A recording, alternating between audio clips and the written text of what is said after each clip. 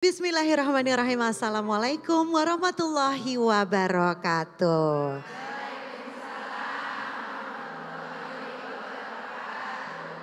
Senang sekali rasanya hari ini dengan ridho Allah akhirnya kita bisa berkumpul bersama di Masjid At-Thohir Tapos. Dan tentunya hari ini kita punya tema yang spesial sekali, yaitu jika hati terbuat dari baja tidak akan ada luka lagi yang terasa.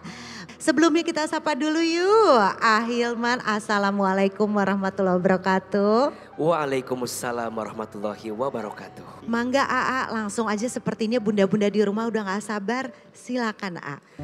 Bismillahirrahmanirrahim. Assalamualaikum warahmatullahi wabarakatuh.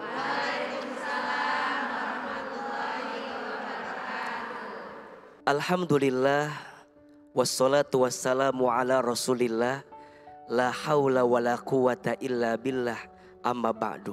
Bunda, jika hati terbuat dari baja, maka tak akan ada lagi luka yang terasa. Bicara tentang hati, maka bicara tentang sesuatu yang paling dalam yang Allah hadirkan untuk diri kita. Manusia oleh Allah diberikan 3 unsur dalam dirinya. Yang pertama, manusia diberikan akal untuk berpikir.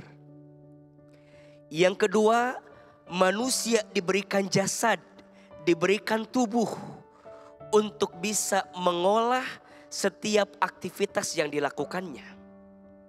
Dan yang ketiga, Allah hadirkan hati untuk bisa merasakan sesuatu dalam hidupnya. Maka banyak orang sibuk mengisi akal. Banyak orang sibuk mengisi tubuhnya dengan makan, dengan minum, dengan olahraga. Tapi sedikit orang yang ngecas hatinya dengan segala kebaikan dalam hidupnya. Padahal hati itu adalah unsur yang paling menentukan semuanya. Kata Nabi SAW, di dalam tubuh manusia ada segumpal daging. Yang jika segumpal daging itu baik, baik seluruhnya. Dan jika segumpal daging itu buruk, maka buruk seluruhnya. Ala wahiyal qalbu, ketahuilah segumpal daging itu namanya apa? Qalbu, hati. Dalam bahasa Arab, hati disebut dengan qalbun. Apa? Qalbun. Diambil dari fi'il madhi qallaba yuqallibu. Sesuatu yang mudah terbolak-balik. Maka ketika kita punya hati, hati ini akan dihiasi dengan berbagai perasaan. Ada senang, ada sedih, betul? Ada bahagia, ada terluka, betul? Ada kecewa, ada nerima, betul? Itu namanya apa? Hati, kolbu. Maka kalau ada yang bertanya, AA, mungkinkah hati ini bahagia terus? Mungkinkah hati ini senang terus? Tidak. Mungkinkah hati juga sedih terus? Tidak. Semua mudah terbolak-balik. Dan siapa yang membolak-balikan hati? Allah. Berarti ketika bunda ingin hati ini menemukan ketenangan, menentukan kebaikan, maka jangan pernah jauh dari Allah. Karena yang menggenggam hati adalah Allah. Yang membolak-balik hati adalah Allah. Yang menguasai hati adalah Allah. Jika bunda merasa ada yang terluka dengan hati, mungkin hati kita sedang jauh dari Allah. Kadang Allah mematahkan hatimu bukan untuk menghancurkanmu. Justru Allah mematahkan hatimu karena di balik patahan-patahan itu justru Allah menitipkan cahaya untuk dirimu. Jangan pernah membenci setiap luka hati yang dirasa dalam hidup ini. Jangan pernah membenci setiap sakit hati yang pernah hinggap di hati ini. Karena biasanya setelah rasa sakit itu Allah siapkan banyak kebaikan untuk kita. Jangan membiarkan hati ini sakit terus menerus. Karena setiap penyakit hati akan mendatangkan penyakit-penyakit yang lainnya.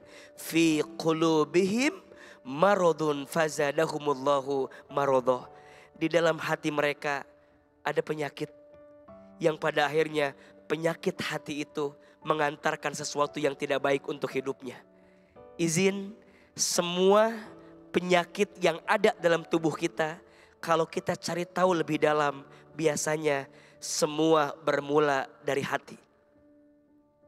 Ada marah yang dipendam, ada kesel yang berlebihan, ada sedih yang dibiarkan, ada kecewa yang diabaikan. Biasanya itu menjadi sebab awal munculnya penyakit di dalam tubuh kita. Kalau ditarik dari awal, ternyata sumber pertamanya ada di mana? Ada di hati. Lembutkan hatimu, sucikan hatimu, perbaiki hatimu. Insya Allah, Allah perbaiki hidupmu. Insya Allah. Kajian hati, tenangkan hatimu. Ada Mbak Virginia, silakan mau bertanya dengan Ustadz Ahilman. Assalamualaikum Pak Ustadz. Waalaikumsalam warahmatullahi wabarakatuh. Perkenalkan saya Virginia. Izinkan saya bercerita tentang hidup saya. Dari kecil saya sudah mengalami pahitnya hidup. Waktu saya umur TK, mama dan bapak saya bercerai. Lalu mama saya pergi menjadi TKW ke luar negeri kurang lebih 6 tahun. Dan saya tinggal bersama bapak dan mamah tiri saya. Saya tinggal dengan bapak dan mamah tiri pun tidak mudah. Karena saya sering berpindah-pindah kontrakan. Dan sehari-hari saya makan juga agak sulit. Seharian tidak bisa makan dan baru bisa makan pada malam hari. Karena kebetulan waktu itu bapak saya penghasilannya tidak tetap karena buruh. Dan saya pernah sampai memulung kardus dan botol untuk sekedar mengganjal perut. Karena benar-benar tidak punya. Setelah itu bapak saya mempunyai seorang majikan. Beliau dipercaya untuk menjaga sebuah kebun. Dan dikasih rumah dari berupa bambu, juga dikasih modal untuk buka bengkel karena bapak basicnya dari bengkel. Setelah itu saya dititipkan di majikannya bapak, ditawarkan lebih tepatnya sama bapak untuk menemani anak dari majikan bapak. Mungkin bisa dibilang babysitter. Dan saya dikasih fasilitas, dibiayai sekolah oleh majikan bapak saya selama 1 tahun. Setelah itu baru bisa bertemu dengan mama, berkumpul kembali pada saat saya kelas 1 SMP. Alhamdulillah mama punya rezeki, jadi bisa membeli rumah kecil untuk bisa sama-sama tinggal. Beranjak dewasa, saya memutuskan untuk menikah. Dan saya pernikahannya tidak mulus karena dari awal saya sudah tahu lelaki ini sering berselingkuh, tetapi saya tetap memaksakan kehendak dan melawan restu orang tua dan tetap menikahi mantan suami saya dengan kondisi mama saya pun tidak ada. Jadi saya dinikahkan sama bapak, posisi mama saya sedang berada di Pekanbaru waktu itu. Karena saya pikir mungkin karena perasaan tulus saya, suami saya bisa berubah. Tetapi nyatanya perselingkuhan itu tetap terjadi sampai saya mempunyai anak laki-laki. Saya sampai mendapat kekerasan verbal, saya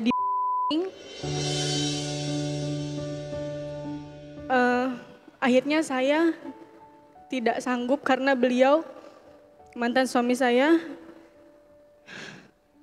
menghamili beberapa perempuan sampai mempunyai anak.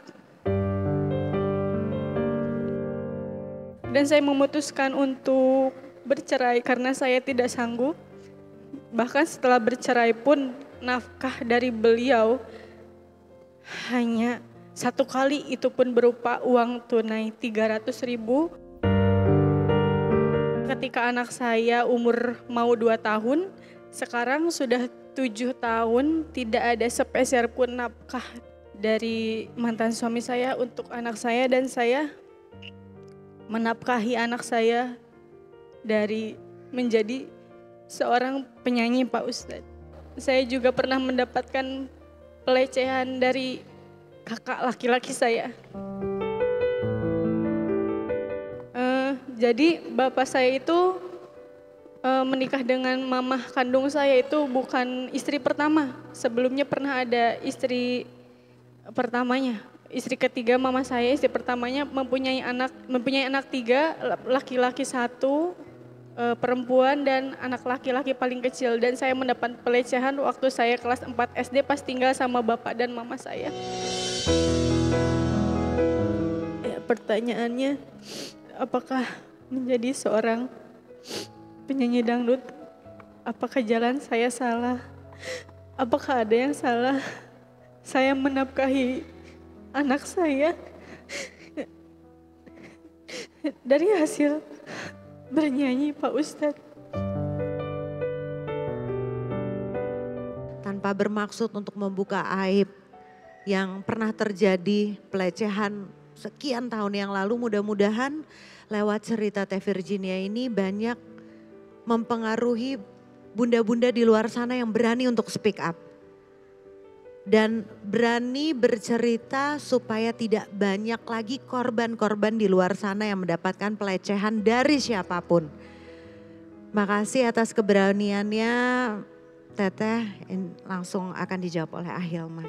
Iya, Kak Virginia, terima kasih atas cerita dan pelajaran hidup yang dibagikan kepada kita semua. Allah Subhanahu wa Ta'ala adalah zat yang paling mencintai hambanya. Dia Ar-Rahman, dia Ar-Rahim. Allah Maha Pengasih, Allah Maha Penyayang. Kalau Allah memberikan apapun kepada seorang hamba, pasti karena kasih sayangnya. Kalau diberi, sesuai kasih sayangnya. Kalau tidak diberi pun, pasti Allah menyiapkan kasih sayangnya. Beliau dibesarkan dengan keadaan yang cukup sulit, mungkin sulit. Sejak kecil berpisah dengan orang tua. Ibu kandung beliau harus pergi jauh ketika beliau tumbuh kecil. Kemudian beliau hidup bersama ayah dalam keadaan yang sangat terbatas. Kemudian beliau juga harus mencari sesuap nasi dengan pekerjaan yang sangat berat sejak kecil.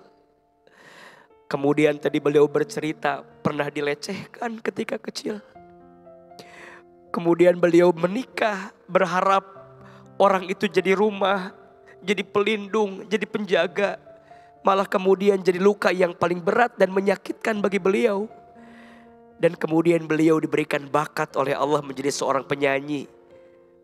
Menjadi seseorang yang diberikan kesempatan menghibur orang lain.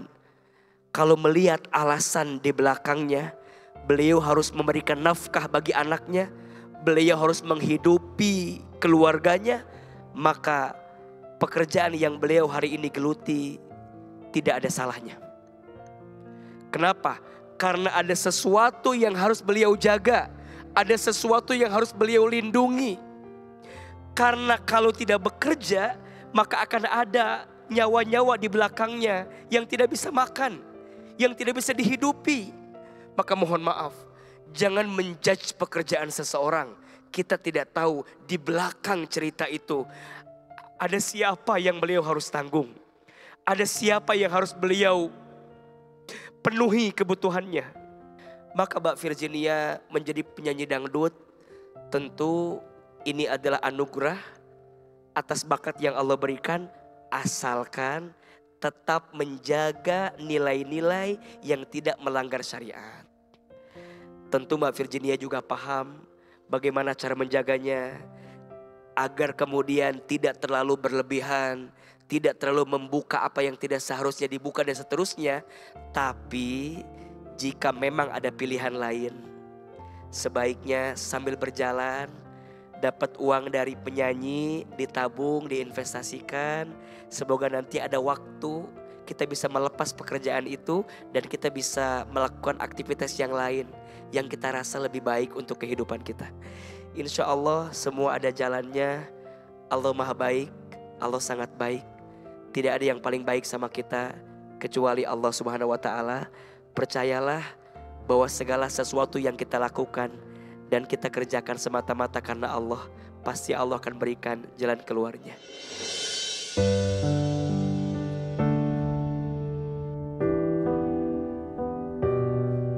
Aku ngomong ke siapa, akhirnya aku pendem aja sampai aku dewasa, sampai aku menikah.